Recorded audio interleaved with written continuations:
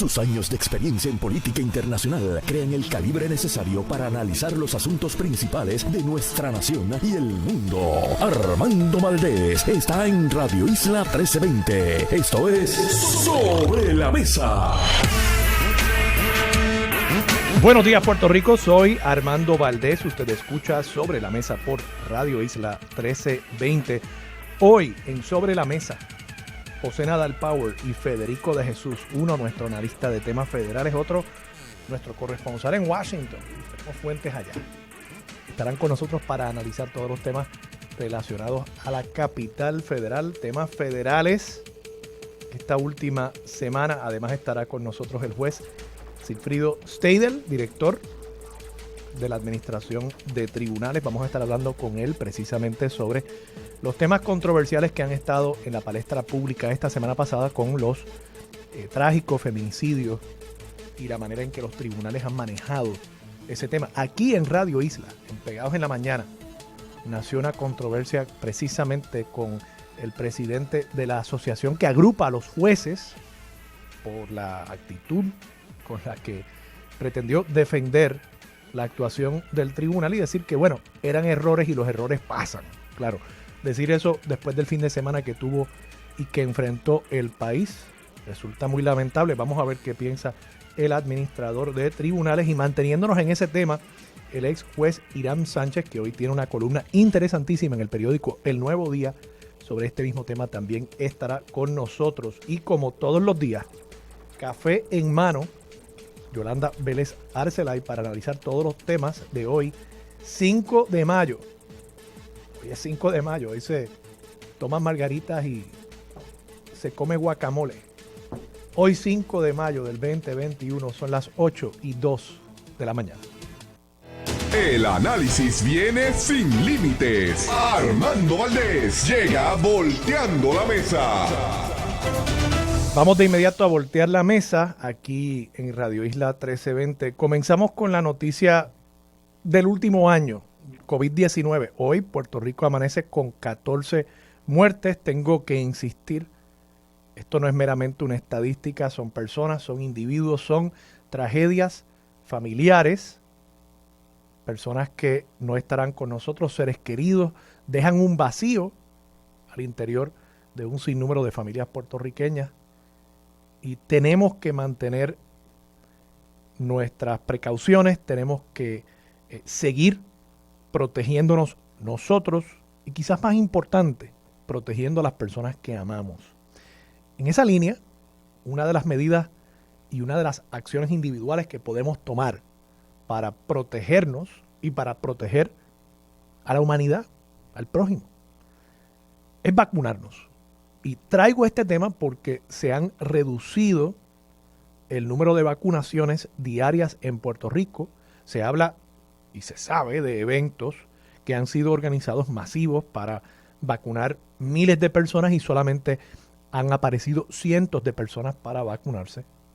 Y sabemos también que hay un poco de reticencia, o al menos no hay el mismo interés, la misma demanda que hubo con otros sectores poblacionales entre los jóvenes. Ya hoy por hoy, personas de más de 16 años pueden vacunarse. Pronto se espera un anuncio a los efectos de que los jóvenes de 12 a 15 años también puedan vacunarse. Se espera posiblemente esta semana, si no la próxima, un anuncio del FDA autorizando el uso de la vacuna de Pfizer para ese grupo poblacional. Y ya incluso se está hablando de eventualmente llegar a vacunar a toda persona de más de 2 años. Eso sería ya una etapa posterior. Pfizer es la empresa que también está hablando sobre esa posibilidad y sería ya para la etapa otoñal. En la medida en que los jóvenes también se vacunen y en la medida en que el mayor número de adultos se vacunen, es que vamos a poder lograr la inmunidad de rebaño, la inmunidad poblacional, la inmunidad que implica el que el virus no va a tener dónde parar, dónde alojarse y potencialmente mutarse.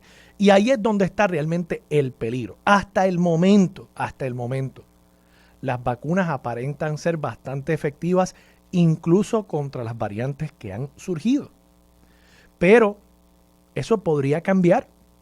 Y en la medida en que el virus siga encontrando personas donde poder alojarse y donde poder desarrollar mutaciones favorables para su supervivencia, porque esto es como una especie de proceso evolutivo de selección natural. La selección natural implica que hay una mutación y si esa mutación hace que la enfermedad, que el virus sea más efectivo sobreviviendo, porque el virus es un ser viviente, eventualmente esa característica que abona a su supervivencia se va a seguir propagando, se va a seguir replicando, porque precisamente ayuda a que haya más de ese virus, de esa cepa particular, de esa variante particular del virus.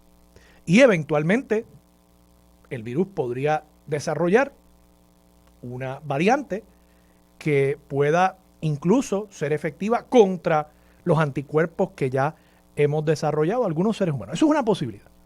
O que sea más efectivo el virus alojándose en personas jóvenes y desarrollando enfermedades severas en personas jóvenes. Y en ese sentido, es importante que todos los que podamos, sí, hay personas que por alguna razón no pueden vacunarse, por alguna razón médica, está contraindicado, son severamente alérgicos. Esas personas no deben vacunarse, pero para proteger a esas personas, para proteger a la humanidad, para proteger a los puertorriqueños, a los seres queridos, es una responsabilidad, es un deber ciudadano. Aquí hablamos mucho de los derechos ciudadanos. Poco se habla del deber ciudadano. Eso no quiere decir que nadie vaya a llegar a su casa a obligarle a ponerse una vacuna, pero hay un deber patriótico, un deber de solidaridad, de humanidad, que si usted puede, vacúnese. Y en este momento, por lo visto, no hay siquiera que sacar una cita. Mi recomendación, no deje pasar un minuto más. Busque ahora mismo en Google dónde se puede vacunar. Vaya a las páginas de internet de organizaciones como Voces que se dedican a eso. Vacúnese, protéjase usted y proteja también al prójimo. Quería hablar también esta mañana sobre varios temas económicos que están en la prensa y que se han estado discutiendo en los últimos días. Comenzando con un artículo hoy en el periódico El Nuevo Día acerca de la industria de los restaurantes. Sigue habiendo mucha preocupación en la industria de los restaurantes por los efectos que tuvo la pandemia el año pasado en la economía de esos empresarios y empresarias. Y lo que sucede es que a diferencia de otros tipos de negocios que posiblemente lo que sucedió es una posposición del gasto, digamos, una persona tenía planificado un viaje a Europa, pues no necesariamente canceló el viaje a Europa, sino que pues lo pospuso para este año. Es muy difícil que las personas pospongan comidas. Usted no va a almorzar 2 veces este año en el restaurante al que usted acostumbraba quizás una vez en semana ir a almorzar. Usted no va a almorzar 2 veces en un día para que ese restaurante pueda recuperar lo que perdió el año pasado. Y por tanto, esa pérdida que tienen los restaurantes muy posiblemente sea irreparable. Y para algunos implica necesariamente que esos restaurantes van a tener que cerrar. Y ahí está quizás mi planteamiento en cuanto a este tema, lo ha estado por los pasados meses, que los restaurantes específicamente y otros tipos de negocios que también han tenido situaciones que implican una pérdida irreparable económica. Pensemos también en los teatros, por ejemplo. Hay teatros incluso privados en Puerto Rico. Esos negocios me parece que necesitan y requieren de unas estrategias específicas, particulares, dirigidas a rescatar esas empresas. Y los restaurantes, tengo que puntualizar en ellos muy particularmente, porque el restaurante, el cafetín, el food truck, el carrito de hot dogs en la esquina, ese tiende a ser el punto de entrada para muchos puertorriqueños y para muchas personas de cualquier país. Es el punto de entrada al empresarismo y permitir que esas empresas desaparezcan, permitir que los ahorros de esas personas que colocaron ese dinero en esa empresa y se fajaron y sudaron para crear su pequeña empresa, permitir ese paso hacia atrás, entiendo que sería algo peligroso, no solamente para la economía de esa persona individualmente, sino para todo el ambiente empresarial en Puerto Rico. Son personas que no van a desarrollar la cadena de hot dogs que quizás tenían imaginada. Son personas que no van a poder establecer un próximo negocio, comprar un edificio para alquilar apartamentos. Pueden haber múltiples sueños que estas personas tenían y el punto de partida, en muchos casos, para esos sueños era el abrir ese primer restaurancito. Así que creo que el gobierno tiene que evaluar la manera de dirigir recursos específicamente a ese grupo y, según indican muchos dueños de restaurantes, ahí se ha fallado. Igual que entiendo que se está fallando con una medida que ayer nos enteramos. El gobierno está procurando asignarle $9 millones para reinsertar pensionados, personas jubiladas, a trabajar en el gobierno de Puerto Rico. ¿Y por qué digo que esto es una inversión quizás no óptima, no idónea de los limitados recursos que tiene el Estado? Particularmente cuando estamos enfrentando una Junta de Control Fiscal que irónicamente la semana pasada le dijo que no al gobierno de Puerto Rico, redujo marcadamente la cantidad de dinero que el gobierno de Puerto Rico quería asignar para atender la crisis de violencia de género en Puerto Rico. Ahora dicen que están esperando a ver qué dice el gobierno. Eso es lo que dicen hoy en los rotativos del país los miembros de la Junta de Supervisión Fiscal. Pero cuando tenemos una Junta de Supervisión Fiscal precisamente limitando la manera en que podemos usar los recursos, de pronto el gobierno, la Oficina de Gerencia y Presupuesto, está procurando asignarle $9 millones a buscar personas que están retiradas y traerlas de vuelta al gobierno sin que eso implique el que pierdan sus beneficios de pensión y obviamente pagarles un salario adicional por el trabajo que vayan a hacer. ¿Cuál es mi problema con esa propuesta? Bueno, primero se habla de que están buscando personas que tengan unas destrezas, un entrenamiento que ya el gobierno había vertido en estos individuos porque tienen unas destrezas particulares, una pericia particular que el gobierno está teniendo dificultad en reclutar. Eso quiere decir, me sospecho, que no estamos hablando de que van a reclutar empleados que se jubilaron del gobierno siendo, digamos, oficinistas, empleados que se jubilaron del gobierno siendo conserjes, otros empleados, digamos, que tienen salarios más bajos y que por lo tanto tienen pensiones más bajas. Me parece, me suena, y esa sería una buena pregunta para hacerle al director de la Oficina de Gerencia y Presupuesto, me suena que probablemente las personas que están buscando reclutar, que eran jubilados, van a ser personas que ya tienen unas pensiones bastante altas. Y ahora entonces se les va a compensar adicionalmente, claro, por su trabajo, porque no le vamos a pedir a estas personas que vengan a trabajar a cambio de nada. Pero mi pregunta es, cuando la semana pasada hablábamos sobre la reducción poblacional en Puerto Rico, 439,000 personas menos que en el año 2010, conforme a los datos del censo del año pasado. Lo que más sentido hace en este país con esos problemas demográficos, con esa emigración de gente joven, precisamente porque no encuentran oportunidades en Puerto Rico, lo que más hace sentido es ir a buscar pensionados que se están ganando probablemente de las pensiones más altas del gobierno de Puerto Rico para traerlos y reclutarlos de vuelta al gobierno, cuando hace apenas 2 o 3 años estábamos todavía promoviendo medidas para incentivar el retiro temprano de los empleados públicos. No hace sentido. Y esos 9 millones, muy bien, se podrían utilizar para entrenar jóvenes para que hagan esos trabajos. Además de que me cuestiono, muchos de estos jóvenes que se gradúan de las universidades, ustedes me quieren decir a mí que no tienen el conocimiento más actualizado en diversas áreas como trabajo social, psicología, ingeniería, que ellos no son los más preparados en esos campos en este momento. Eso es como decimos los abogados, de los abogados que recién pasan la reválida, que son más abogados que uno porque tienen toda la información todavía fresca. Quizás no tienen la calle necesariamente, pero tienen todo el conocimiento del derecho precisamente porque acaban de graduarse de la escuela y acaban de estudiar para la reválida. Entonces me pregunto si incluso esos jóvenes que podrían reclutarse no traerían innovación al gobierno.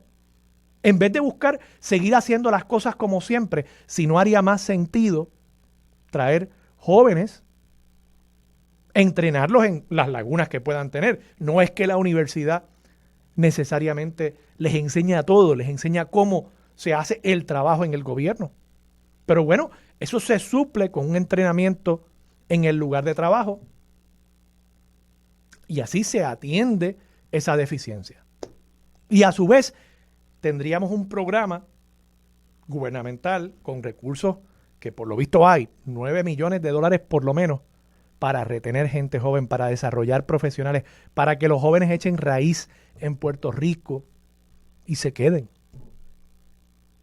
Y así por el estilo es cuando uno ve la realidad de cómo se hace política pública en Puerto Rico, que no es a partir de un acercamiento holístico, no es a partir de un acercamiento donde hay realmente unas prioridades y una visión, sino que se hacen las cosas para poner parchos continuamente.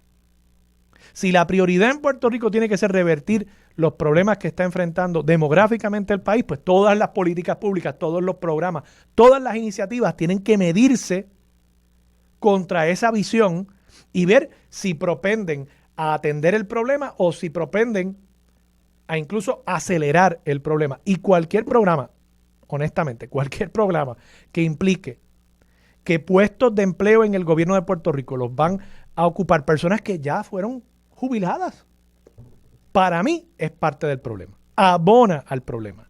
Le resta un puesto de trabajo potencialmente a un joven que se está graduando de la universidad y que está buscando oportunidades aquí en su país y aportar, no es solamente ganarse un salario, sino aportar desde el gobierno a mejorar el país.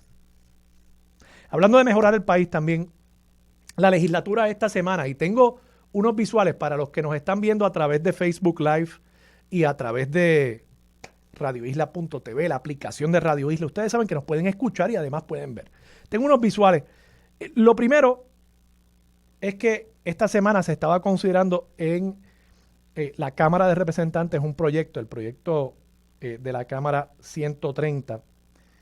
Y este proyecto tiene la intención, me disculpan, el proyecto del Senado 130. El proyecto del Senado 130 tiene la intención de crear unas categorías de feminicidio y transfeminicidio, o sea, el asesinato de una mujer o el asesinato de una mujer trans, y categorizar esos delitos de esa forma explícitamente en el Código Penal para precisamente definiendo el problema, poder atenderlo. Y ese proyecto fue aprobado en el Senado con 15 votos a favor, 6 en contra, todos de la minoría novoprogresista, de paso, con la excepción del senador William Villafañe.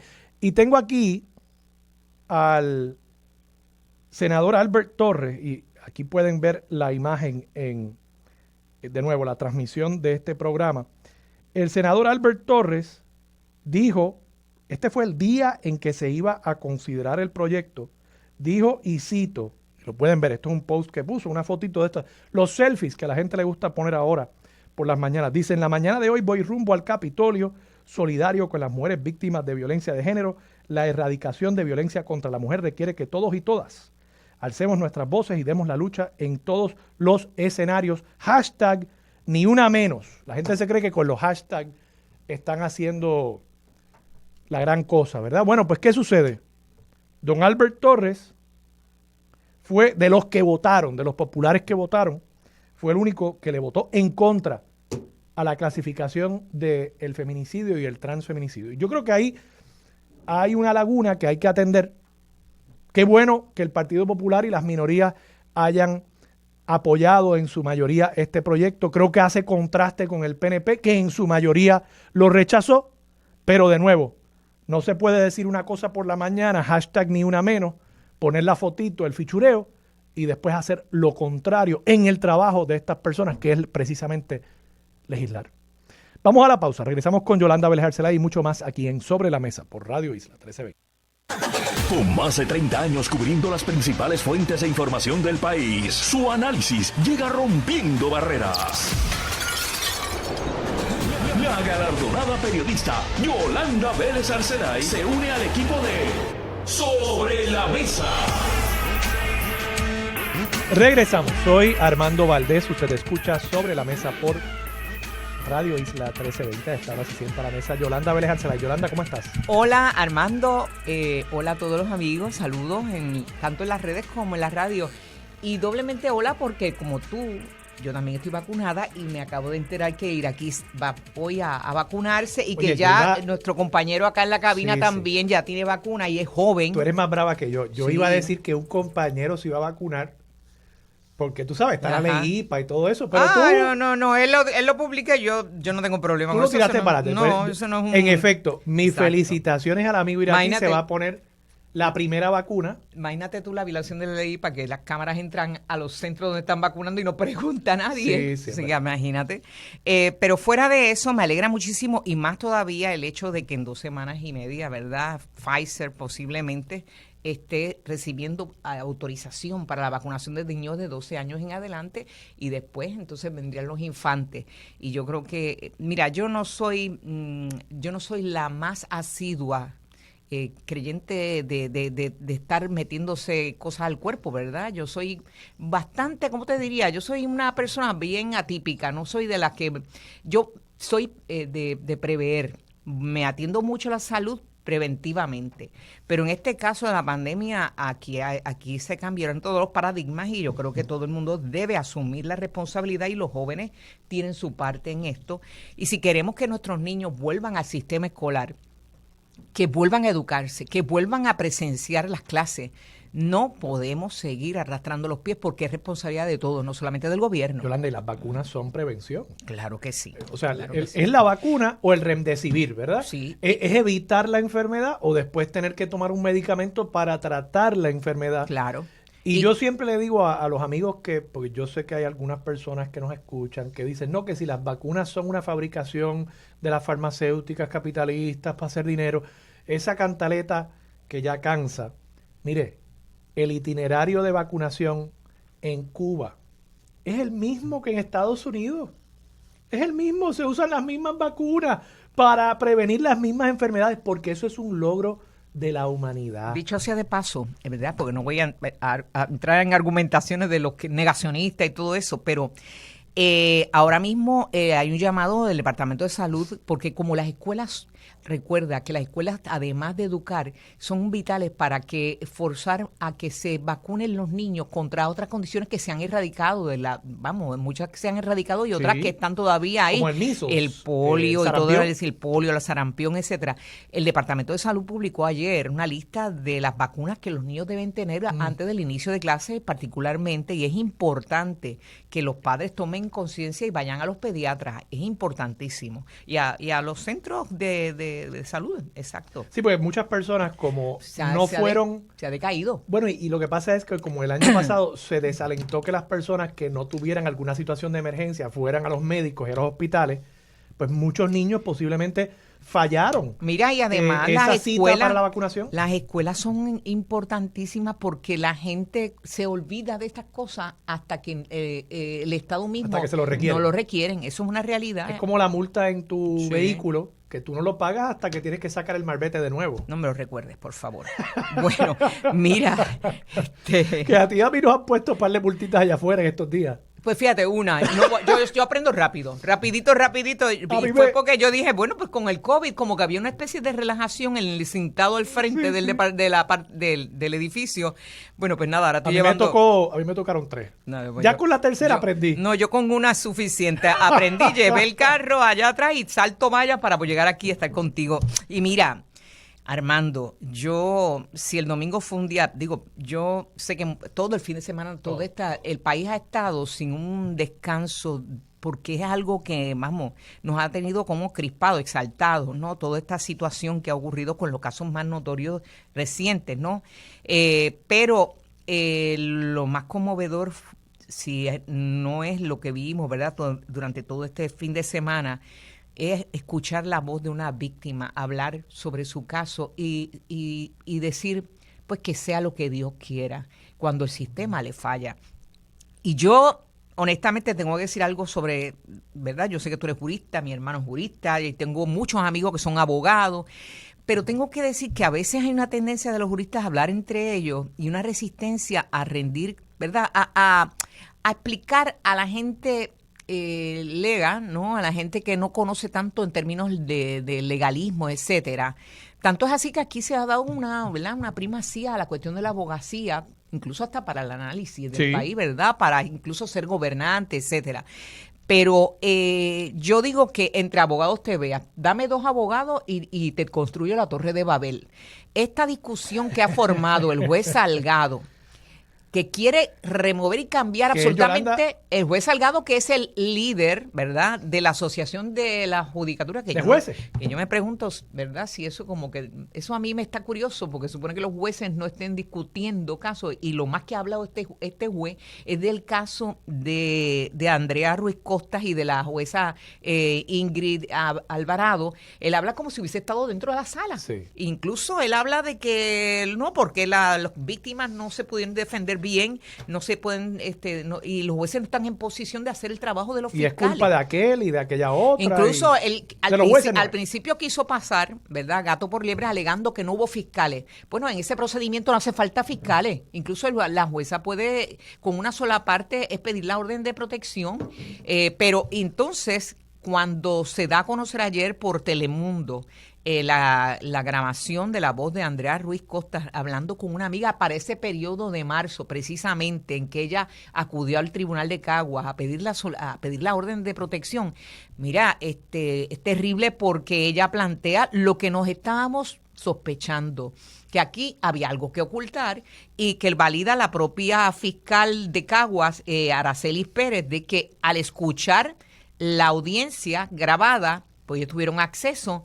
La jueza exhibió un comportamiento inapropiado y una impaciencia y un malestar por el hecho de que llevaron el caso, no en la madrugada de Julio Rivera Saniel, no tenía el dato, ¿verdad? Creo que fue a las 4:30 de la tarde. A las 6:30 de la tarde. Oye, si ha habido un sector privilegiado en este país con la vacuna, son los jueces. Se le ha dado incluso el permitir trabajar por videoconferencia para evitar, ¿verdad?, contagio. Si ha habido, en medio de toda esta situación que el país ha vivido, las dificultades, etcétera, cierta comodidad, que tú vengas a cuestionar que te llevan a un caso que no era de ese día. ¿Cuántos cheques no le llegaron a los jueces durante la pandemia? Pues yo no sé. El hecho ninguno.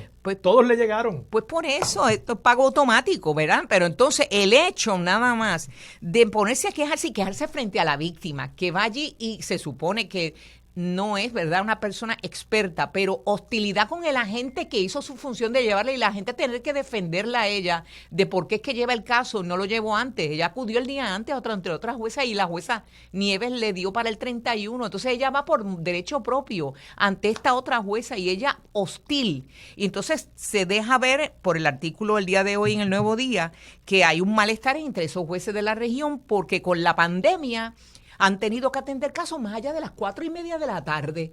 Oye, qué triste el asunto, ¿no? Entonces, ¿por qué no lo llevan a la sala de San Juan? Y este fue el mismo argumento que usó Salgado ayer en un programa de radio en una estación análoga, ¿verdad? Compañera, una estación compañera. Y yo decía, pero es que esta gente quiere que le lleven todo en bandeja de plata cuando una persona está requiriendo, o sea, el caso ocurre cuando ocurre, no hasta las 4:30, como si fuese esa es la burocratización de la justicia. Y Yolanda, yo tengo que decir que en esto leí las expresiones de la procuradora de las mujeres, Lercy Boria. Uh-huh. Yo no entiendo la posición de ella de que si se va a revictimizar. Tampoco le entiendo. A Andrea. Tampoco le entiendo. Andrea, lamentablemente, no está con nosotros. Ya no necesita que velen porque se revictimice. Por eso, no hay forma de revictimizar una víctima que está muerta. Hay un interés público en saber si el Estado la revictimizó cuando no le dio la orden de protección. Y es que esto vuelve al tema que yo te traía ayer, y qué bueno que tienes hoy a Sigfrido Steidel y qué bueno que tienes a Hiram Sánchez, que de nuevo, lean la columna que publicó hoy en El Nuevo Día.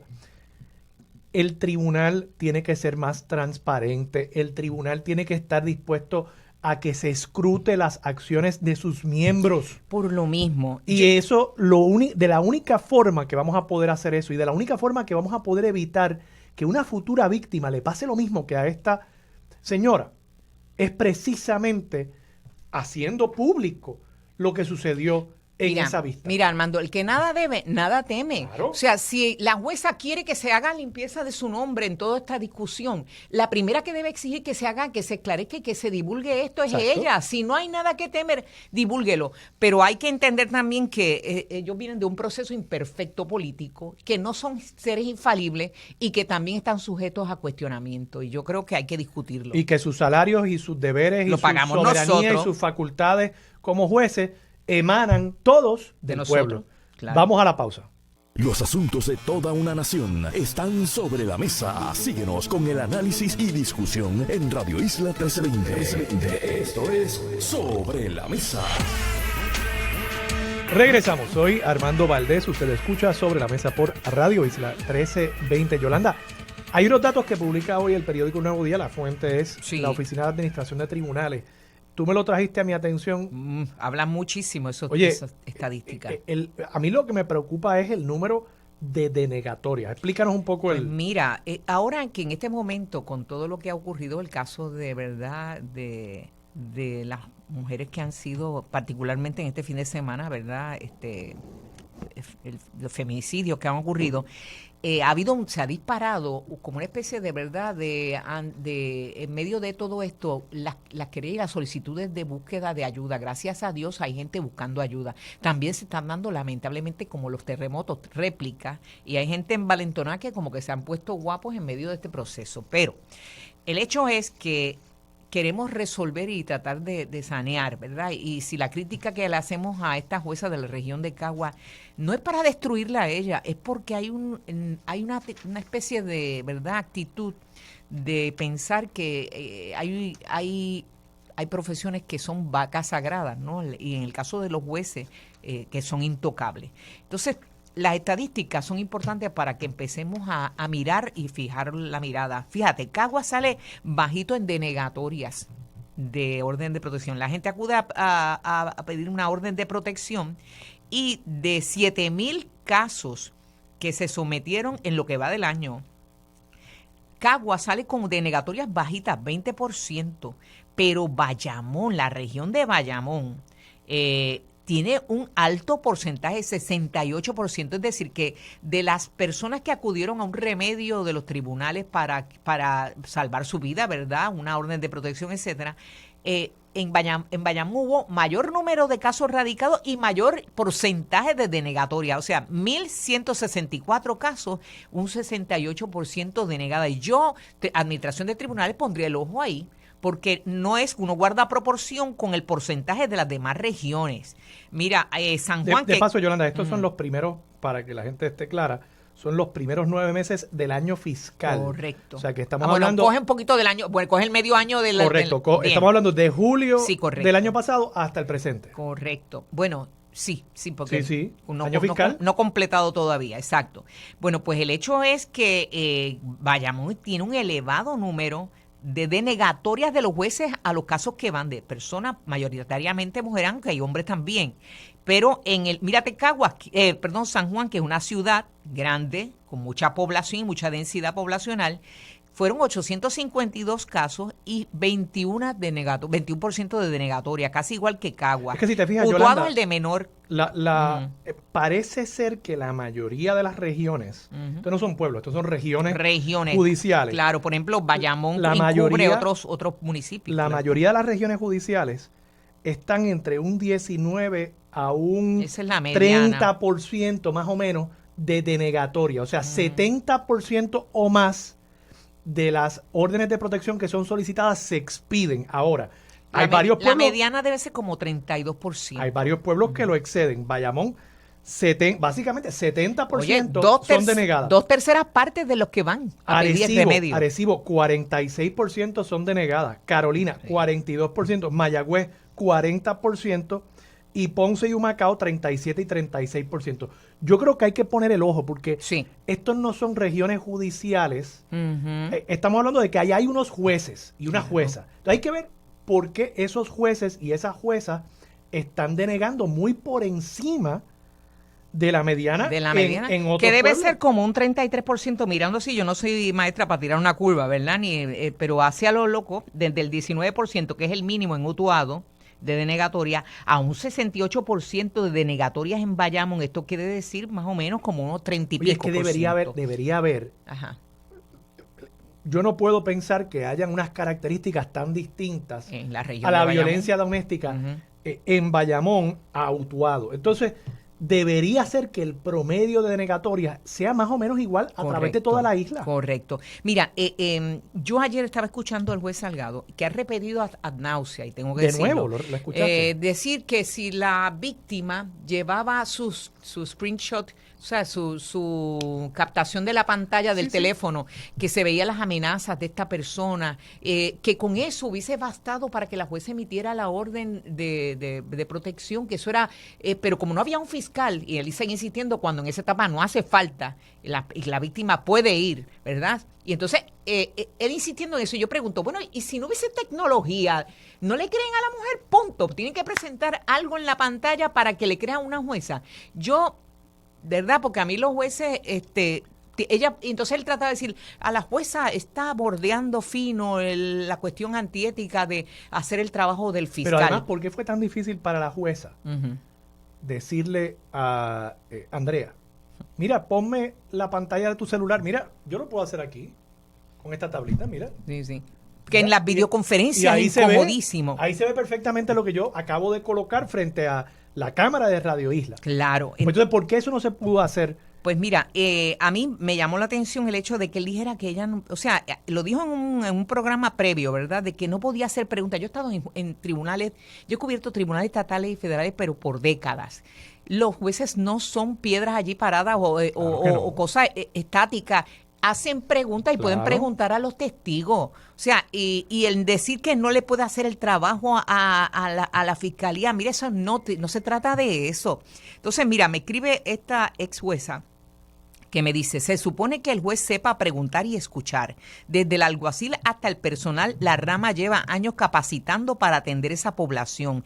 El manual de jueces municipal tiene ejemplos de preguntas. Se llaman indicadores de letalidad y el juez los tiene que conocer e indagar. Y yo me pregunto, ¿verdad? Porque no hemos tenido acceso todavía, todos estamos partiendo a oscuras de lo que dice, lo que pasó en esa vista de la cual ha tenido acceso la fiscal, que le relata al periodista que había impaciencia de la jueza por la hora que le llevaban el caso, y la propia víctima que está grabada hablando con una amiga diciendo lo mismo. Yo me pregunto entonces, ¿qué vamos a hacer con la empatía? ¿Qué vamos a hacer con los jueces que no han desarrollado empatía? Porque aquí hay un procedimiento imperfecto de nombramiento de jueces, un proceso político, ¿verdad? Que es imperfecto, lo hemos visto las peleas entre ejecutivo y legislativo tan recientes como en noviembre, diciembre. Todos los procesos son imperfectos. Todos son imperfectos. Yo he visto cientos de administraciones PNP populares lo mismo, incluso del mismo partido. Cuando te envían personas que el único mérito es que son personas militantes, que quizás están allí llenando horas para luego montar su bufete. Entonces tú dices, Dios mío, si no han desarrollado empatía, si la rutina se los llevó por el sifón, ¿qué podemos hacer con esa judicatura, con esos jueces que están fallando? ¿Qué tiene el sistema para para sanear el ciudadano? ¿Tiene alguna herramienta para que Yo le creo compensen? que la herramienta, Yolanda, es la transparencia, el escrutinio de la rama judicial por parte de los medios y por parte de las otras ramas, igual que se hace con la rama ejecutiva y con la rama legislativa. Correcto. Y estos datos, la ex jueza que te escribe, Yolanda, tiene toda la razón si se adiestran a los jueces. Pero, ¿sabes qué? El adiestramiento no es suficiente. Tiene que entonces haber seguimiento a ese adiestramiento. Vamos a ver qué pasó. ¿Aprendió el juez o no aprendió? Correcto. Y uno tiene que medir, tienen que haber unas métricas para estos jueces en cuanto a cuántos casos en efecto están atendiendo, el tiempo que toma atender los casos. Esta data, estos datos que presenta el periódico El Nuevo Día acerca del número de denegatorias, eso hay que mirarlo. Las estadísticas no se hacen por hacer, Claro. se tienen importancia porque nos señalan hacia dónde hay el problema. Las estadísticas es que tú administras y Claro. gerencias, y me parece que algo que tiene que hacer inmediatamente, y espero que le preguntes a Sigfrido Steidel sobre esto, desde luego, es evaluar imagínate. esos números y decirnos por qué hay una región judicial donde 68% de las solicitudes de órdenes de protección se están denegando. Sí. Eso es que es tan distinto a las demás regiones que evidentemente hay un problema gerencial ahí en esa región. Mira, y es importante también que las sanciones sean cónsonas con ¿verdad? Con las acciones. Vi que me ha enviado un querido amigo ex fiscal, que no voy a decir su nombre, me envió una orden del tribunal, una decisión del tribunal contra una acción indebida de una jueza, y tampoco lo voy a mencionar porque no he podido leer todas las páginas, pero aparentemente esta jueza, siendo jueza municipal en la zona sur, en la región sur, también hacía notarías, etcétera, e incurría en acciones antiéticas, y entonces la sanción fue 30 días de no ejercer la notaría. ¿Tú crees que es una sanción? ¿Tú crees que eso es? Tú sabes, es de las cosas que uno tiene que ponerse a mirar, no solamente la rama ejecutiva y legislativa, hay que mirar también la rama judicial. Yolanda, vamos a la pausa. Son las 8:50 de la mañana. Bien. Quédate en sintonía. Conéctate a radioisla.tv para acceder y participar en nuestra encuesta diaria. Sobre la mesa por Radio Isla. Próximo en Radio Isla 1320. Amigos, como les prometí, el día hoy, miércoles, vamos a tener con nosotros al corresponsal Federico de Jesús, corresponsal desde Washington, así como el ex senador José Nadal Power, para hablarnos de lo que está aconteciendo allá en el norte, pero también sobre promesas pendientes, como por ejemplo abolir la pena de muerte por parte de Biden en este momento coyuntural acá en Puerto Rico. También vamos a estar hablando con el director administrativo de tribunales, Sigfrido Steidel, precisamente para hablar de lo que hemos estado discutiendo Armando y yo. Y más adelante también tendremos al ex juez Hiram Sánchez, quien ha escrito una joya hoy en el periódico sobre lo que debe ser el sistema judicial y la empatía con las víctimas. Él, que también no solamente fue juez, sino familia de una víctima. Los asuntos de toda una nación están sobre la mesa. Síguenos con el análisis y discusión en Radio Isla 1320. Esto es Sobre la Mesa. Bueno, amigos, se me ha olvidado decirle a todos los compañeros y a todos los colegas que están en la radio, felicidades a todos los técnicos, todos los muchachos que están ahí en los controles, toda la producción y todo el personal que hace posible que vayamos a través de las ondas y de la internet a sus hogares. Así que felicidades a todos en el mes de la radio. Bueno, y claro está, también felicito a colaboradores nuestros que son parte de este proyecto, como Federico de Jesús, corresponsal desde Washington. ¿Cómo está, Federico? Hola, buenos días, Yolanda, saludos. Felicidades también porque eres parte de este esfuerzo. Gracias. Y José Nadal Power, saludos, José, ¿cómo estás? Saludos, Yolanda, y saludos a ustedes. Qué bueno. Hola. Bueno, pues miren, yo creo que debemos quizás comenzar la discusión sobre el tema de la pena de muerte, porque fue una promesa de campaña de Joseph Biden, y al día de hoy, pues con esto que ha surgido dentro, como un colofón dentro de la situación de los feminicidios, la posibilidad de que se certificase el caso de Verdejo y el caso, ¿verdad?, de la víctima como uno de, ¿verdad?, potencial pena de muerte, ¿verdad?, certificarlo para evaluarlo ante un jurado. Y me gustaría saber, Federico, ¿qué está pasando con esa promesa? ¿Qué ha ocurrido? Porque sí sé que Biden ha estado más comunicativo sobre reforma policíaca, pero sobre el tema de la pena de muerte como que no he escuchado mucho. Sí, ha estado bastante callado sobre el tema. Fue una promesa que él hizo. Es un presidente que es católico y pues la religión católica, por lo general, el Papa se opone a la pena de muerte. Uh-huh. Y es algo que él ha promovido, pero no muy públicamente desde que es presidente. La realidad es que hay pocos casos a nivel federal que cualifican para la pena de muerte como crímenes federales. Trump los reinstauró la pena de muerte con inyección letal que se había suspendido. Sí, la moratoria, una moratoria hasta el 2019. Sí, en parte porque el narcótico que se utiliza pues parece que fue defectuoso y lo habían dejado de utilizar. Así que nada, se convertía en una tortura, la agonía de la persona, se convertía en una especie de tortura en lugar de que fuese rápida la muerte. Y eso pasó con un preso en Florida que era puertorriqueño, yo recuerdo el caso de él. Así que... y después de levantar esa moratoria hubo 13 ejecuciones. Así que imagínate, no es casual, no es como diríamos, frívolo la preocupación en un país que ha erradicado la pena de muerte de nuestras vidas con una legislación desde el 1929 y con la Constitución que prohíbe expresamente la pena de muerte. Aquí en Puerto Rico hablo, y en contraposición, ¿verdad?, con el gobierno federal. Es interesante. José. ¿Estás ahí, José? ¿Se habrá caído la llamada? Chíquete a ver. Sí. Bueno, estamos aquí con Federico de Jesús y con... Sí. Ahí está. ¿Con quién hablo ahora? ¿Está en línea? Yo estoy aquí. ¿Quién me habla, Federico? Sí, yo creo que a José lo perdimos. Ah, ok, parece que sí. Bueno, pues nada, qué fuerte, porque fíjate, Federico, resurge esto, y esto me lo recuerda el día de ayer el licenciado Rafi Anglada, de que el caso del maratón de Boston y este joven, ¿te acuerdas que él y su hermano fabricaron unas bombas y mataron gente en el maratón famoso, que es el maratón de Boston? El muchacho se llama Sokar, era un adolescente. Pues ahora se plantea de nuevo la posibilidad de que sea procesado con pena de muerte. Eso es lo que trae nuevamente la discusión, y como que la administración Biden como que no ha hecho una expresión muy contundente. Ahí yo creo que escuchas a José.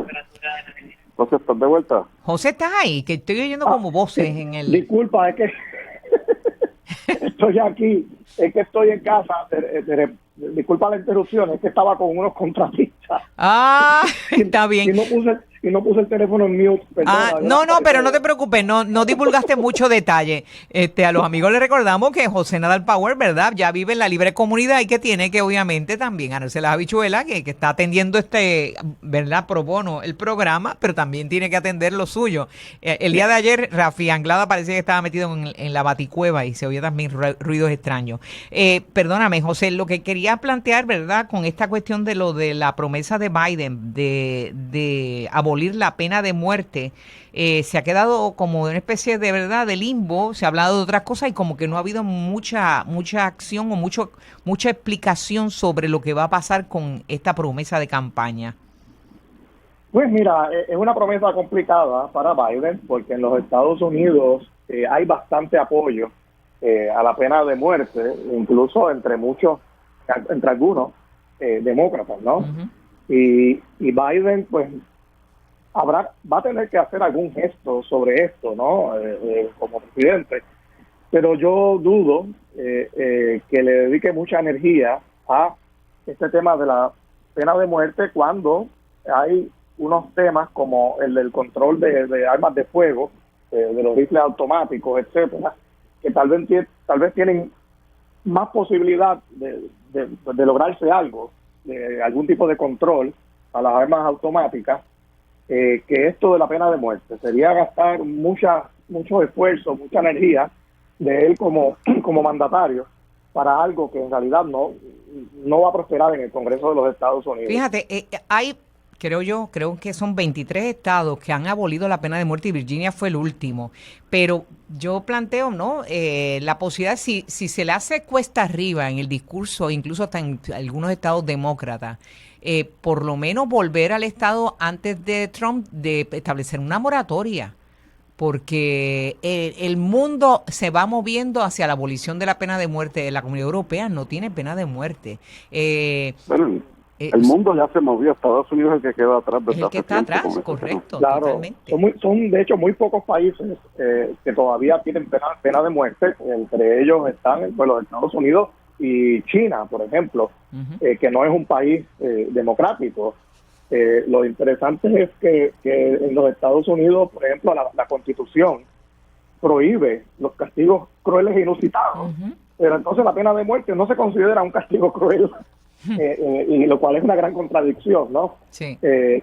Y pues es la cultura que ha habido histórica en los Estados Unidos de las condenas fuertes, de combatir el crimen a través de castigos severos, lo cual está demostrado que no funciona, pero sacar eso de la psiquis del estadounidense promedio es bien complicado. Pero la realidad es que el sistema europeo, donde hay penas máximas para todos, donde no existe tampoco tal cosa como la cadena perpetua, porque lo que llaman allá cadena perpetua usualmente es una pena de cárcel de hasta 40 años, pero va a tomar varias décadas, yo creo, adicionales, modernizar el sistema de justicia de los Estados Unidos, que como hemos hablado antes, también penaliza excesivamente aquellos delitos que cometen las minorías étnicas, ¿no? Con unos castigos excesivos por delitos que a lo mejor son pues de venta de droga, de que te cogieron con droga para uso personal, y que son totalmente desproporcionadas, ¿no? Y de hecho delito. Sería una especie de rendición de cuentas en este caso de Biden, porque cuando era senador, pues amplió, ¿verdad?, el espectro de delitos que eran penalizables con pena de muerte, y ahora sería una especie de, ¿verdad?, de rehacer, ¿cómo diríamos?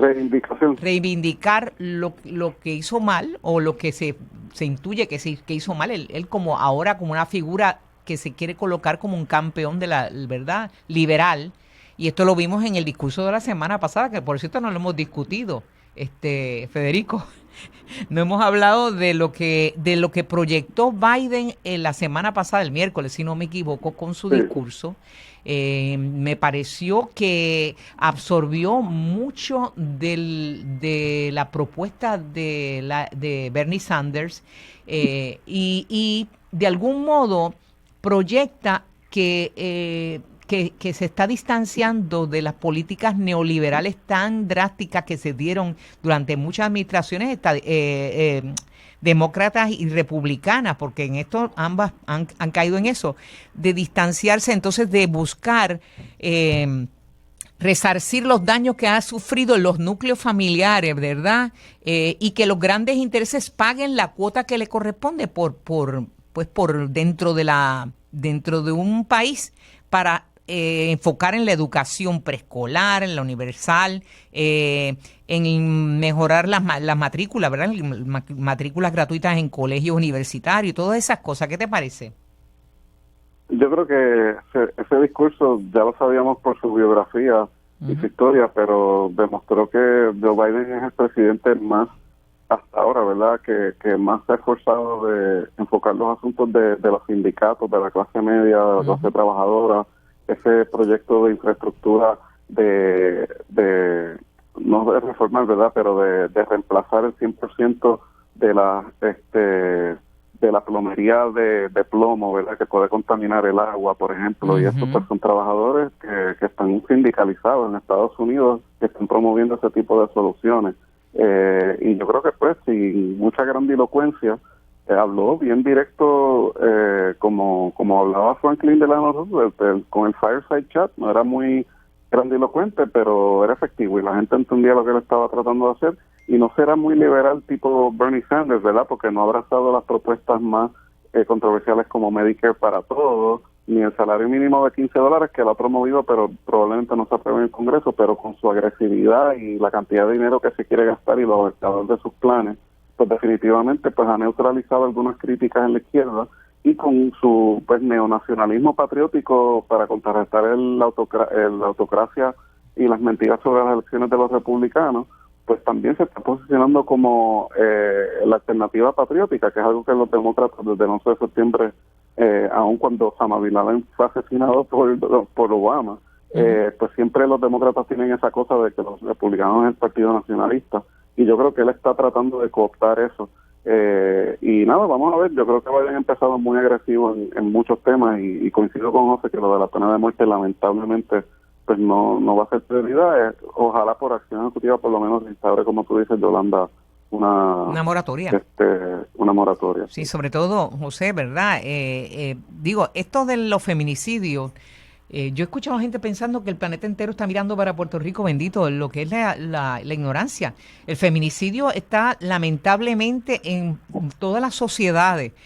Nosotros nos corresponde nuestro trabajo de ir erradicando esto y de ir nivelando ¿verdad? Las condiciones de hombre-mujer en una sociedad que es patriarcal, pero escuché ayer a una abogada decir que Estados Unidos está mirando a Puerto Rico con esta cuestión de los feminicidios, y yo decía, bueno, pero esta persona no sabe que en Estados Unidos hay muchísimos feminicidios, o sea, hay un gran número de feminicidios, y entonces a la misma vez en el caso nos preocupa porque somos una sociedad que hemos repudiado la pena de muerte. En el caso de Verdejo, la posibilidad de que se certifique no está derrotada. El hecho de que Biden haya hecho campaña no implica que automáticamente no pase una certificación, ¿verdad?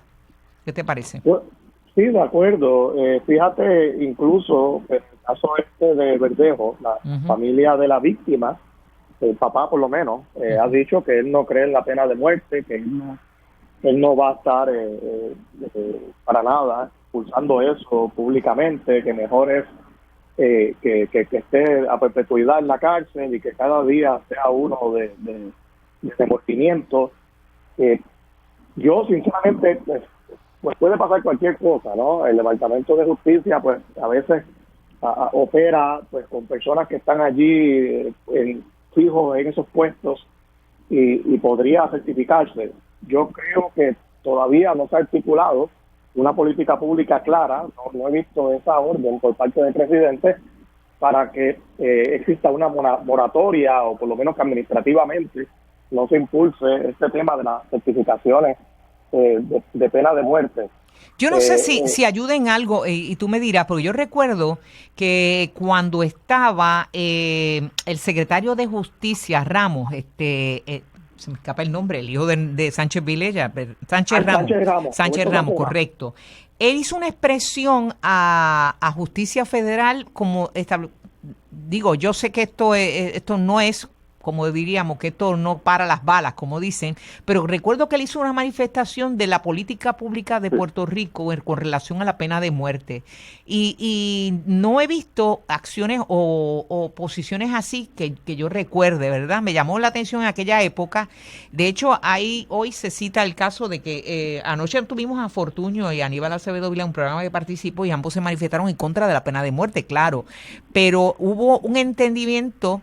Se firmó una carta de entendimiento entre el gobierno federal y estatal en el 2010, y que esto ha propiciado que se disparen más los casos que se han traído para certificación de pena de muerte, particularmente estando a la cabeza de la Fiscalía Federal en aquellos momentos Rosemilia Rodríguez, y de hecho la exgobernadora Wanda Vázquez apoyaba la pena de muerte. A mí me asombró, ¿verdad? Pero bueno, eso es posible que la administración de Pedro Pierluisi, aunque no pare las balas, como quien dice, pero es importante que quede claro en récord que esta sociedad repudia la pena de muerte. Bueno, yo estoy convencido. Perdóname, Federico, sí. Perdón.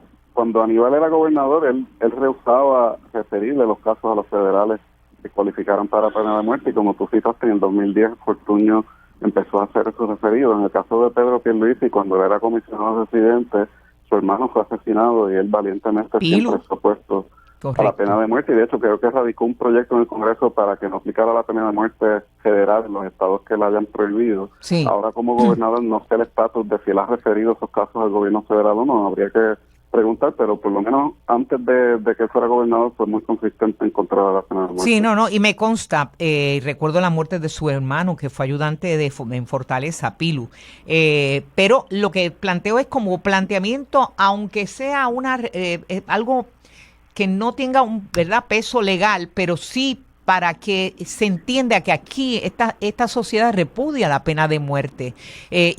Tengo que decir que después de que Fortuño firmó aquel entendido, ¿verdad?, administraciones como la de Alejandro García Padilla, que era del Partido Popular, no hicieron gran diferencia con ese entendido, y por eso es que Rosemilia seguía insistiendo. Era una especie de empeño en el Tribunal Federal por traer un caso. Y recuerdo que cuando falló creo que su último intento, dice, bueno, es cuestión de tiempo que aparezca el caso adecuado. Me parece que esas fueron sus palabras, porque yo estaba allí.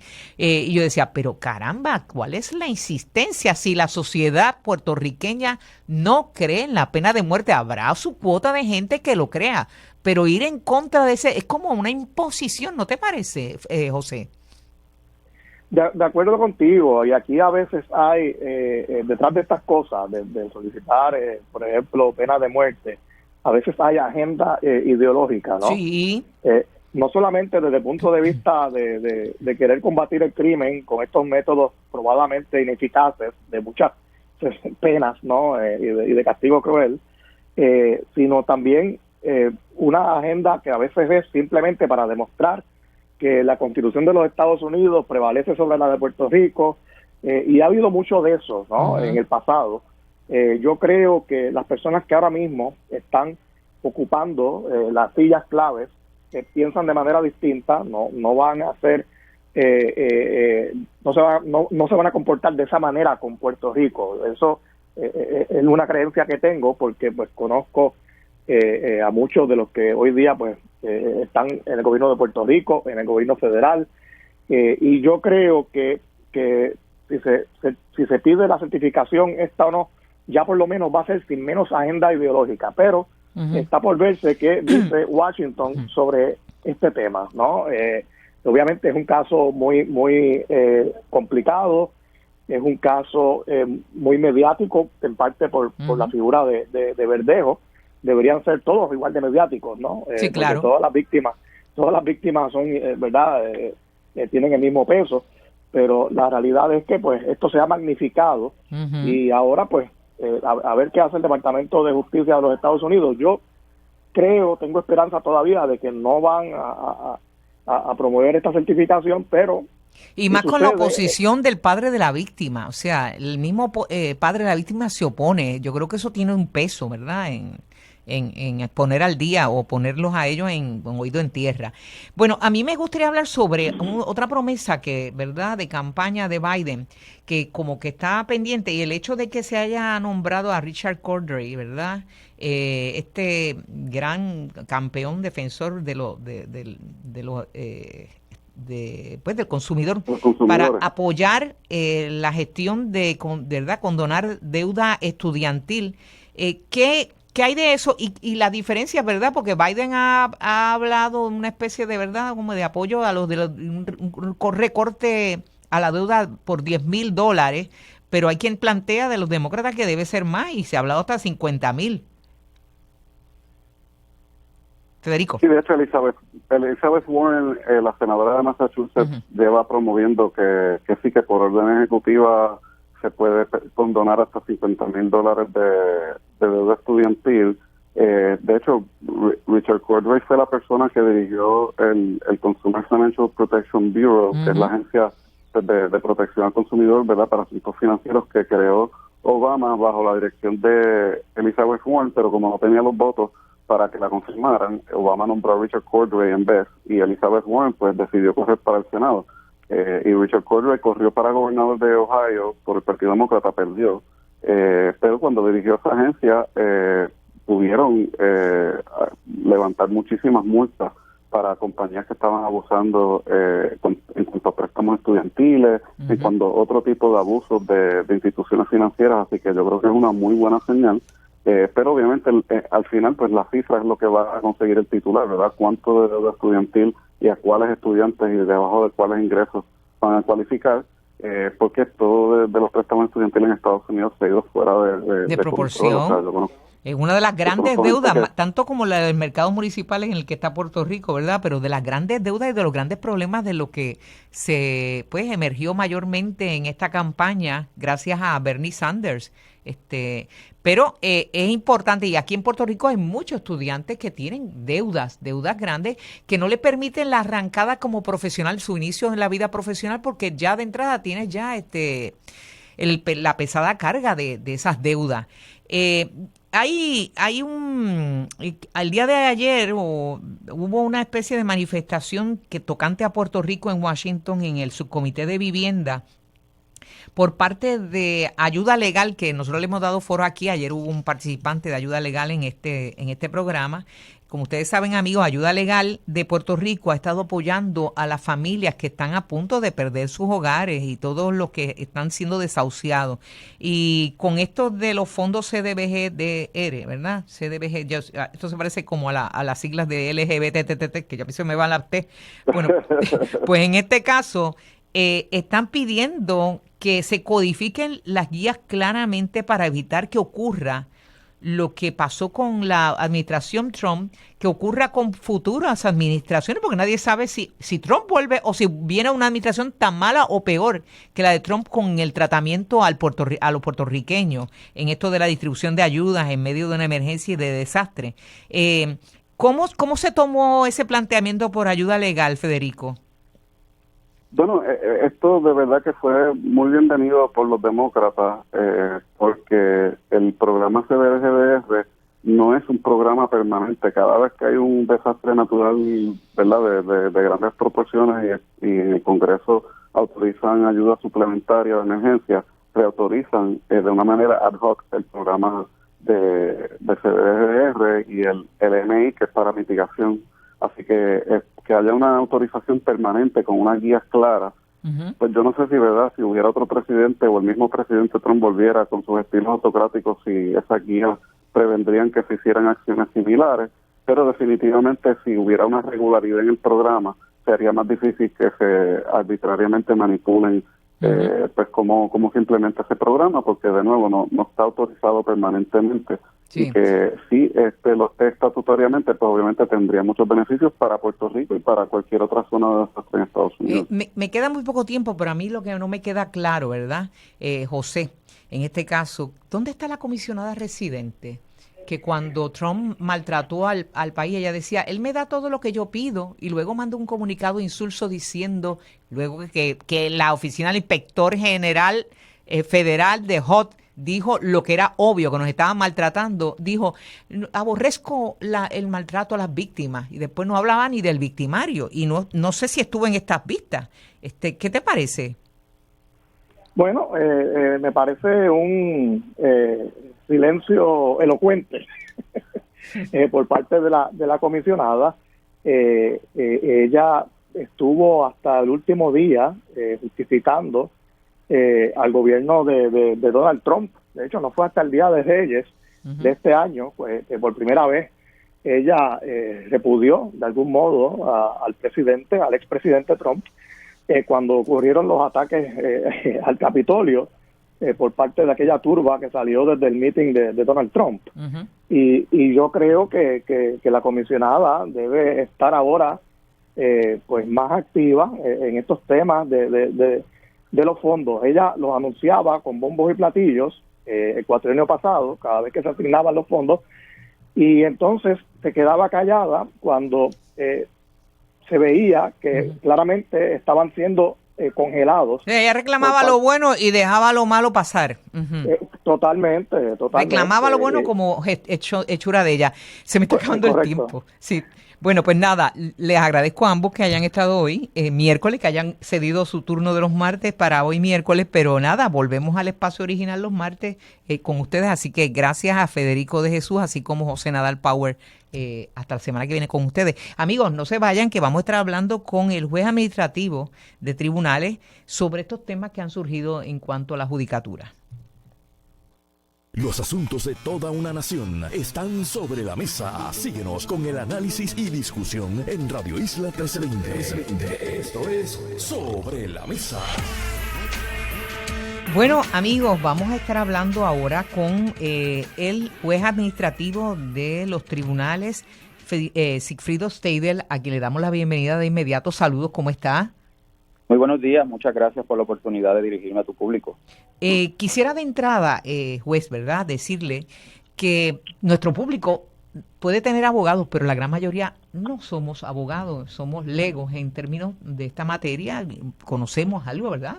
Pero si podemos mantener una discusión, ¿verdad?, lo más sencilla posible, que podamos entenderla todo, pues se lo vamos a agradecer muchísimo porque es importante, ¿verdad?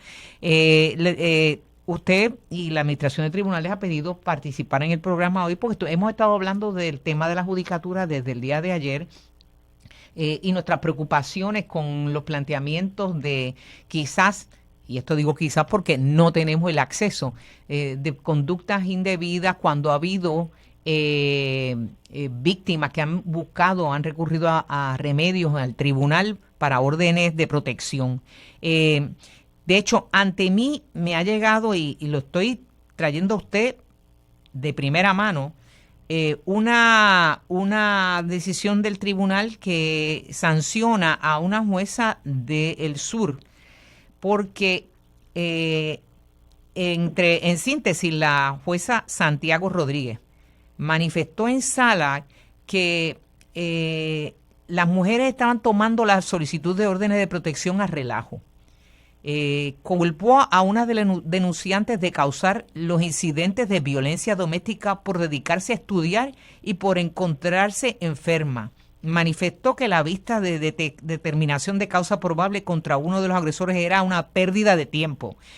Alegó que no iba a determinar causa probable por un simple jalón de pelo. Y llamó mentirosa a una de las víctimas y la acusó de haber inventado el incidente de violencia doméstica por estar celosa, y expuso en sala que las mujeres solicitan una orden de protección cuando quieren dejar el esposo porque tienen otro hombre o para sacar a los esposos de sus casas los fines de semana. Leí que esta jueza también, ¿verdad?, tiene práctica notarial. Y entonces la sanción que veo aquí, y esto me está llegando, juez, es de 30 días para que no pueda practicar la notaría. 30 días.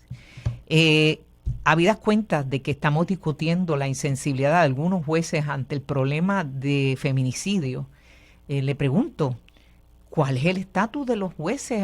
¿Qué está pasando en las salas? Bien, reitero las gracias por la invitación y por favor, si hay alguna expresión mía que usted crea que deba simplificar, puede interrumpirme para precisamente aclarar. El propósito de esta intervención es aclarar dudas y contestar y presentarnos ante el país transparentes con relación a este issue que nos preocupa a todos nosotros. Conozco bien la decisión a la que usted hace referencia, es un caso disciplinario del Tribunal Supremo de hace algunos años, donde precisamente uno de los comportamientos que estaba imputado contra la jueza allí querellada es lo que usted está narrando, entre otros asuntos que detalla la opinión del tribunal. El resultado de ese caso, respecto a la sanción que usted menciona, me parece, si mi memoria no me falla, a que durante el proceso investigativo y el trámite de la queja disciplinaria, la jueza renunció al cargo judicial. Y por lo tanto, bajo las disposiciones que regulan ese proceso, la sanción posible tenía que estar relacionada con el ejercicio de su práctica profesional. Así que, si mi memoria no me falla, eso es lo que explica que la sanción haya sido precisamente una suspensión del ejercicio profesional. Ahora bien, a la pregunta que usted nos hace, la judicatura en general está regulada por un código de ética que le exige a los jueces distintos deberes que van desde ser sensibles, en el manejo de los asuntos, ser diligente, ser responsable, ser respetuoso. En fin, son normas de civilidad que abarcan todo el quehacer humano, pero que se particularizan en el Código de Ética Judicial al trabajo específico que hace la Judicatura. Durante estos días hemos escuchado muchas preocupaciones de la ciudadanía sobre los eventos trágicos que ya todos conocemos. Y en el Poder Judicial estamos muy consternados y preocupados por lo que ha ocurrido.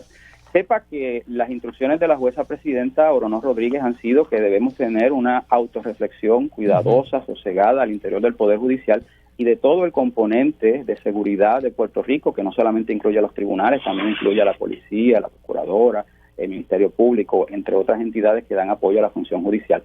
Porque nosotros lo que nos estamos preguntando es si hay unos mecanismos preventivos dentro de las leyes que lo que procuran es garantizar a las personas que están en riesgo a su seguridad personal un mecanismo preventivo y no se dan las circunstancias, ya sea en los tribunales, en cualquier foro que exista para atender esas situaciones, y luego ocurre un resultado como este. Lo menos que debemos preguntarnos es ¿qué pasó? ¿Qué pasó? ¿Por qué no el proceso, ya sea en el tribunal o fuera del tribunal, no permitió que todas las circunstancias de riesgo que evidentemente en un caso como este tenían que estar presentes, no surgieron o no se expusieron o no se valoraron como se debían para poder dar las protecciones que el ordenamiento en este tipo de casos precisamente contempla? Si alguien ha elogiado, y creo que tiene que seguir adelante esta investigación y las medidas cautelares que tomó la jueza Oronoz, pues ha sido en este espacio, he sido yo, y hay muchos medios de comunicación que también lo han planteado. Yo creo que todas las ramas de gobierno están sometidas a escrutinio público y la rama judicial no puede ser menos. Yo lo que quisiera entender, porque ahora resulta, ¿verdad? Y no sé si ha podido escuchar las grabaciones de una amiga de la víctima, Andrea Ruiz Costas, en que ella misma plantea que pues que un poco había malestar de la jueza Ingrid Alvarado. Yo sé que usted no va a tomar posición y lo entiendo porque la administración de tribunales y la jueza presidenta están pidiendo una investigación, tiene que haber objetividad en la investigación. Pero lo que me preocupa es que se haya tomado una decisión de no divulgar un documento público, en este caso que es la vista que en cuestión del 26 de marzo, en que participó la hoy, ¿verdad?, difunta, y la jueza Alvarado, sobre texto de no revictimizar a una víctima que ya lo que queda es hacer remedios para que no ocurra lo que le pasó a ella, ¿verdad? Y por qué no hay transparencia en divulgar por lo menos los cuestionamientos de o las partes en que participó la jueza, pues porque creo que debe haber cierta transparencia y no entiendo eso de lo de revictimización de Andrea Ruiz Costa, que ya murió. O sea, y ella llevó el caso y ella defendió el caso y según se dice, era una persona muy clara, firme y articulada. Si nos puede explicar esta decisión de la región de Cagua. Ciertamente, primero quiero unirme a su premisa en esta pregunta, y es que el Poder Judicial, como todos los poderes de gobierno, también está sujeto y debe estar sujeto a escrutinio público. Nosotros eso lo entendemos y lo aceptamos y lo acatamos como parte, ¿verdad?, de la responsabilidad pública que tenemos. En segundo lugar, sí tuve la oportunidad de escuchar las expresiones a las que usted hace referencia, que fueron divulgadas ayer en los medios, y como todo el pueblo, pues como mínimo esas expresiones deben ser motivo de preocupación, sobre todo si queremos propiciar que las personas que son objeto de agresión o de algún tipo de situación de peligrosidad obtengan los remedios a los que tienen derecho conforme al ordenamiento jurídico. En el caso particular que usted me plantea, en efecto, un juez superior emitió una orden de protección precisamente en consideración a la naturaleza de los asuntos que usualmente se expresan en este tipo de vistas. Las vistas, las audiencias relacionadas a una petición de orden de protección o una imputación de delito por una denuncia de un delito relacionado a la ley de violencia doméstica, no solamente se hablan de agresiones, y estoy hablando en términos generales, ¿verdad? No solamente se hablan de agresiones que pueden ser físicas o verbales o psicológicas. En ocasiones también hay alguna información que tiene que ver con ámbitos de intimidad personal o familiar y de ordinario se considera, dentro de toda la visión de proteccionista hacia las víctimas, que esa información debe quedarse resguardada en el ámbito en el que se celebra la audiencia, precisamente por dos razones. Una, en protección de la intimidad de la víctima y de las partes involucradas en ese comportamiento que lleva a las partes al tribunal. Y segundo, para evitar disuadir a otras personas que estén en una situación similar de acudir al tribunal para obtener una protección. Eso lo puedo entender, juez, pero entonces pregunto, ¿cuánto puede tomar una investigación teniendo ya la grabación de la vista e incluso hasta una fiscal llega a la misma conclusión a la que llegó la víctima de que había un tratamiento inadecuado por parte de la jueza? ¿Cuánto puede tomar una investigación de la administración de la rama judicial para saber qué pasa con este caso? Bueno, como saben, la jueza presidenta creó un grupo de trabajo donde precisamente va a evaluar de manera integral este tema y en particular también este asunto en este caso, donde se dio un plazo para que se entregara un informe preliminar. Uh-huh. El plazo allí dado es de 45 días, pero eso no excluye que en la medida que se vaya obteniendo la información y se hagan los planteamientos que correspondan dentro del proceso judicial iniciado o dentro del caso particular donde se emitió la orden protectora, que se vayan tomando medidas precisamente para divulgar aquella información que sin lesionar los principios y los intereses que se pretenden proteger cuando se emite este tipo de orden, que se pueda hacer algún tipo de divulgación. Hay una preocupación que sale hoy, es que los porcentajes de denegación de solicitudes es bien alto, particularmente hay unos desproporcionadamente altos en la región de Bayamón. No pretendo que haga una evaluación aquí ahora porque ya el tiempo, me están haciendo señas de que el tiempo de este segmento está terminando, pero la puedo hacer. Sí, eso es lo que quisiera, sí. Rápidamente. Sí, mire, precisamente hemos estado en comunicación con los medios que publicaron esos datos para precisamente hacer algunas aclaraciones. Uh-huh. La primera es que hay unos números de órdenes de protección emitidas y unos números relacionados a las, órdenes de protección solicitadas uh-huh. y órdenes de protección denegadas. Pero en el intermedio del proceso hay órdenes de protección emitidas de manera ex parte. Eso lo que significa es que desde la presentación de una orden hasta que finalmente se ve la vista final, primeramente se emite una orden de carácter ex parte. La uh-huh. información que tenemos en nuestra estadística que el % de expedición de esa orden de ex parte ronda el 75%. Así que hemos pedido, ¿verdad?, a los medios que han hecho esos señalamientos que precisamente lo aclaren y estamos disponibles nosotros también para proveer la información en tu programa. Cualquier otro momento. Pues le agradezco mucho su disponibilidad y en algún momento lo volveremos a llamar para entonces aclarar otras situaciones relacionadas. Gracias. Muchas gracias. También quiero decirle que esta información está en el portal de la rama judicial, Poder Judicial de Puerto Rico, poderjudicial.pr, y ahí están aclarados los datos relacionados a este tema. Muchas gracias por la invitación. Muchas gracias a Sigfrido Steidel, director administrativo de la Administración de Tribunales. Vamos a la pausa y regresamos esta vez con el ex juez Hiram Sánchez. Los asuntos de toda una nación están sobre la mesa. Síguenos con el análisis y discusión en Radio Isla 1320. Esto es Sobre la Mesa.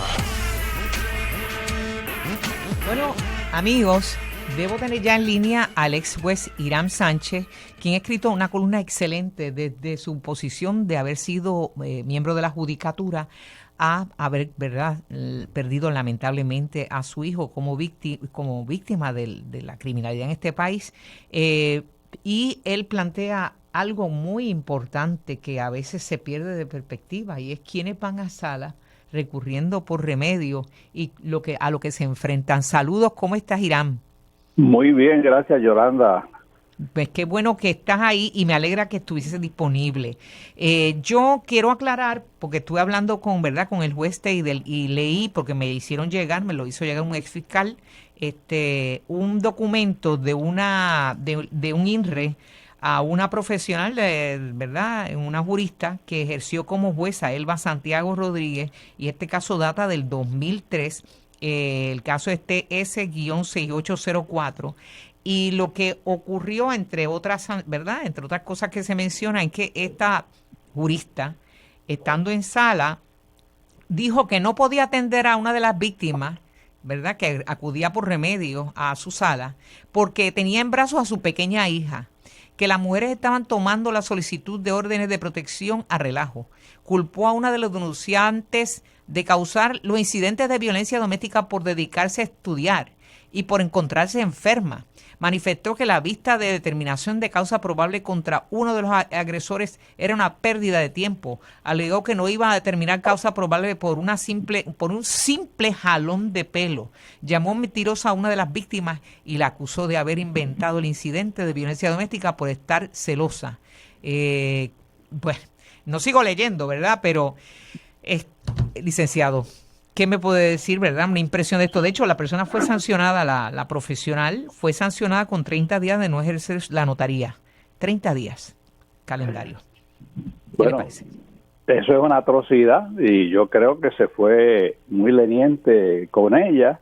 Yo creo que unas expresiones como esa denotan una falta de carácter y sobre todo de la capacidad necesaria para uno desempeñarse como juez en el sistema. Eso, leyendo eso, Yolanda, me hace recordar cuando se aprobó la ley 54, un comentario de un compañero que fue a un seminario bajo esa ley y me comentó, yo vengo a esto, pero a mí no me gusta meterme en peleas de matrimonio. Qué barbaridad. Es decir, que puede haber una actitud muy desafortunada de parte de algunos miembros, y aclaro algunos miembros porque yo siempre me cuido de decir que la mayoría de los jueces hacen bien su trabajo o por lo menos tratan de hacer bien su trabajo, pero siempre hay un grupito de jueces que llegaron al sistema por la razón que haya sido y que definitivamente no tienen el andamiaje ni emocional ni académico necesario para desempeñarse en el cargo. Y siempre he dicho que la rama judicial, el Poder Judicial de Puerto Rico, por alguna razón, no tiene la capacidad plena de sanearse a sí mismo de estos individuos que se nos cuelan en la judicatura. Por la política será, porque tienen poder, porque tienen padrinos, porque llegan, porque es un proceso imperfecto, claro. Hay muchos jueces que llegan obviamente con una excelente hoja, pero ahí se cuelan de toda estirpe y por sus créditos políticos. Yolanda, es que por las razones que hemos visto en días recientes al presidente de la Asociación de la Judicatura, el juez Carlos Salgado Schwartz, por ejemplo, es que hay una actitud de que a veces uno está dentro del gremio de jueces, hay que defender a los jueces a toda ultranza. Sí, tipo, no es el espíritu de manada, Claro. Y entonces yo creo que eso está muy mal. Yo creo que las actuaciones malas no solamente hay que denunciarlas, sino que hay que condenarlas firmemente. Y eso de que se ha estado diciendo que si la jueza presidenta, que es algo que yo toco en la columna de hoy, que si la jueza presidenta ordenó la investigación de este incidente o de estos dos, por lo menos del incidente en que se le denegó la orden, eso afecta o atenta contra la independencia judicial. No, eso no es cierto. La independencia judicial es para hacer cosas buenas, no es para hacer cosas malas. Correcto. La independencia judicial está para que el juez se sienta en todo momento en libertad de decidir un caso a favor o en contra, pero es de acuerdo a la prueba y es de acuerdo a las circunstancias. No es porque ella se molesta, como dice el audio que he escuchado en la radio, el de la víctima, que la juez está censuraron una palabra y después la otra que usa es que está hastiada y encarada, quiere decir con mala cara. Los jueces no están para eso. El que no se sienta cómodo poniendo, el juez no tiene que estar riéndose en el estrado tampoco, claro, pero no tiene por qué maltratar a nadie, especialmente a mujeres que van en busca de la protección del Estado porque no tienen ninguna otra protección. Pregunto, ¿verdad? Porque en este caso, digo, aquí hasta la misma fiscal Aracelis Pérez adjudica que sí, que se nota que hay malestar de la jueza porque le llevaron un caso después de las 4:30 de la tarde. Si ha habido un sector que ha sido en medio de esta pandemia, porque se molesta porque en medio de la pandemia tienen videoconferencias en situaciones de emergencia, y ¿por qué no lo llevan al Centro de Investigaciones de Denuncias de San Juan? Pues señores, porque estamos en una emergencia, pero que administren la justicia de un modo tan burocratizado, horario hasta las 4:30. Sí, es que algunos compañeros jueces actúan o se comportan como si trabajaran en una farmacia, que es de 9 a 5, y que después de las 5 se molestan si el del turno que le sigue no llega a tiempo, y eso no puede ser la actitud. El juez es un empleado público, es un funcionario público pagado con fondos públicos, con la encomienda de desempeñar un servicio público, y tiene que entenderlo así, y el que no lo entienda así, que se quede en su casa. ¿Cómo sanear entonces? Los abogados pueden hacer los otros trabajos. Mire, hay una preocupación, ¿verdad? Si este es el malestar de ella, se lo pasa a una, ¿verdad? A una víctima, algo que no tiene nada que ver con la víctima, un asunto administrativo judicial, se lo pasa a la víctima. ¿Cuántas cosas de estas no se estarán repitiendo? Y me pregunto si habrá brazos caídos por parte de jueces que les molesta el hecho de las videoconferencias fuera de sus horarios.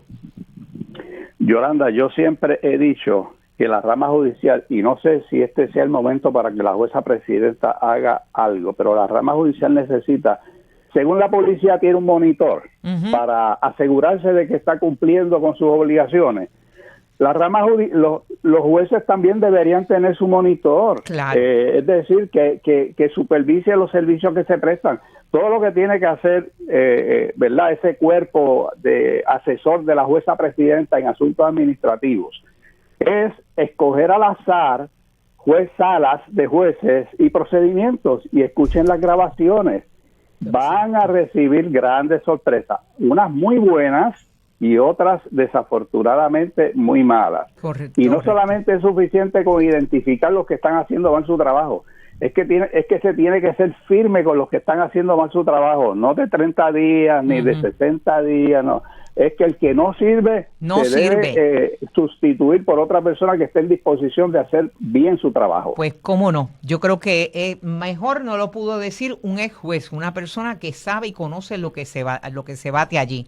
Y es lamentable que un 68% de las peticiones de protección, órdenes de protección, no es que sea la totalidad, pero es muy alta, 2/3 partes de las que se han pedido durante el año fiscal se hayan denegado. Me extraña y me preocupa, porque puede ser lo que estamos viendo acá y lo que vimos con la jueza que recibió el TEINRE, que puede haber una actitud generalizada, y yo espero que no, pero yo creo en su palabra, juez, de que esto no sea, ¿verdad?, generalizado. Yo creo que son unas manzanas que no quiero decir podridas, pero que están mal, y que si no sirven deben salir de la judicatura porque no pueden ejercer la justicia.